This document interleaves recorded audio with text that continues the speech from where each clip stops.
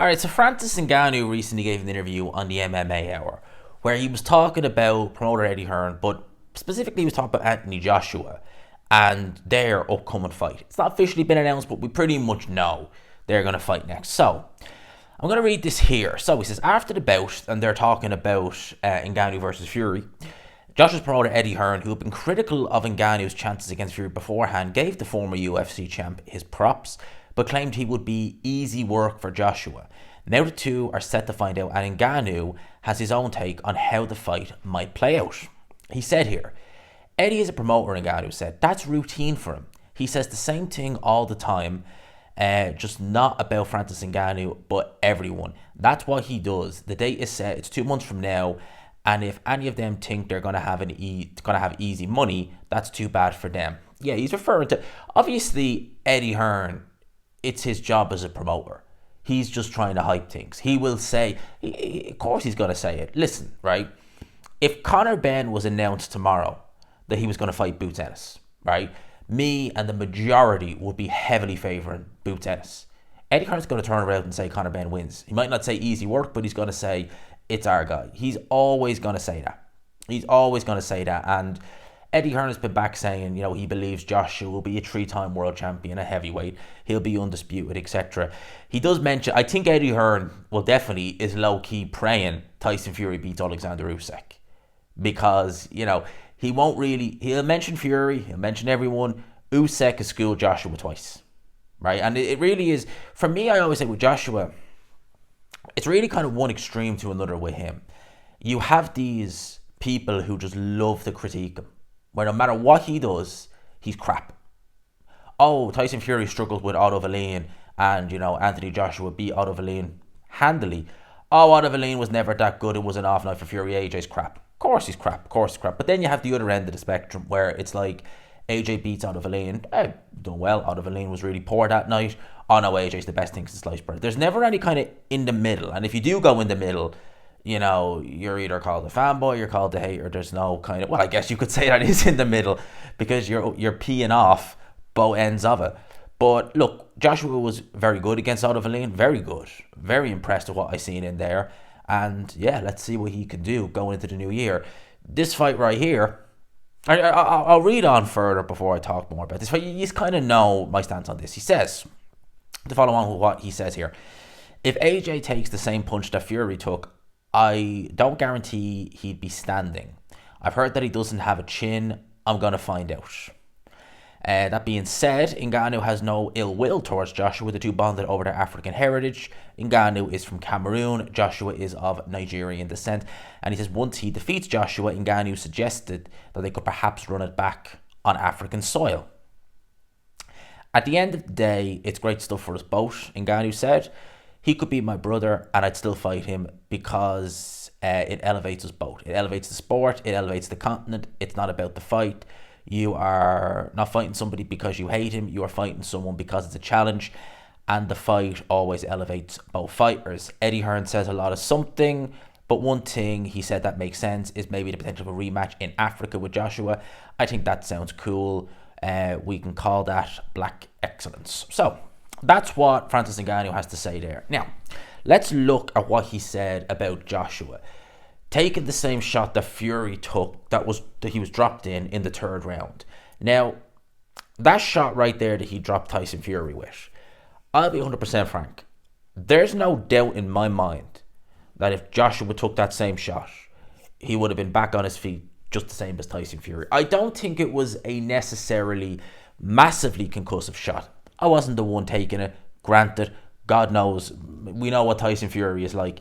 He gets dropped. He shows, and believe me, he's been hit with shots where you can tell the power in that shot he took in the third fight against Wilder, the first knockdown. His whole body just, you could see it in the replay, his whole body just shook with that power from that shot. Unbelievable. And the fact he was able to get up from that shot. You look at the fight in the first fight with Deontay Wilder, the second knockdown. This guy can take some Hail Mary shots and make it look like he's only been, grazed. Oh, he's back up straight away. It's unbelievable. It's really quite, I've never seen anything like it. I really haven't. Certainly with heavyweight boxing.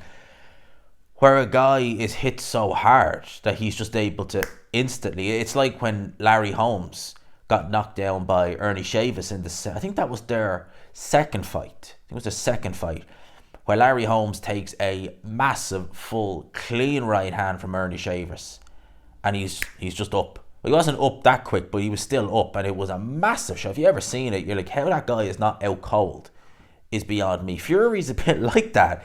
It's just crazy to think that he could take these shots and get up like that. With Joshua, it's the opposite end.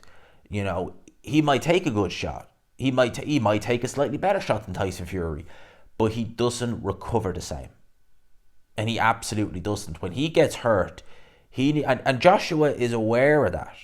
You know, going into that Ruiz, the first fight, you know, he talked, I think it was he saying Navy SEAL training or something like that, about how to recover from something like that. I can't remember the ins and outs of it. But Joshua knows, all right, I can be dropped. He might take a slightly better shot, or he might.